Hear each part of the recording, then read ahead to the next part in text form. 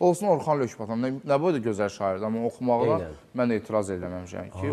Orxanın oxumağına mı etiraz edirsən? Mən də meyxananın belə bir Orxan mənim dostum deyil. Mən 2 gündən bir yazışıram, danışıram. Amma Orxanı tanıyıram. Orxanı tanımaq. Bunu xəbər kimi eləmək istəyirsən, sən niyə tanımırsan?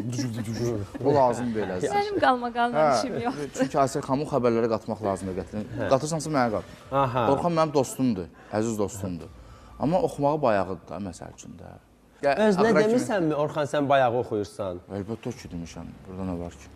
Amma ki, mən istəmirəm bu barədə xəbərlər kimi çıxsın, çox xahiş edirəm sizdən. Amma sən canlı yayımda deyirsən ki, Orxan Lökbatanlı bayağı ifaçıdır və deyirsən ki, mən bunu xəbər kimi çıxmasını istəmirəm. Bunu yaxşı İsa vermədi. Bir saniyə, bunu İsa vermədi. Bunu dostumuz Zəhra vermədi. Bunu dostumuz Pəqviz vermədi. Bunu tanımadığımız Əli, Vəli, Pirvəli götürüb verəcək, səhv deyirəm. Qoy versin də, indi qulaq asın. Biz verməyək. Meyxanaçı kimi mən onların sənətinə böyük hörmətim var. Bilirsiniz, indi onlar da pul qazanmaqdan ötürü elə musiqilər ifa edirlər bəzən. Amma ki, bu yaxınlarda hər ikisinə müraciət eləmişəm. Orxana da müraciət eləmişəm ki, mənə təcili şeir yazmaq lazım idi. Sağ olsun. 2 saat ərzində mənə bir şeir göndərdi. Biz konsert təşkil eləmişdik.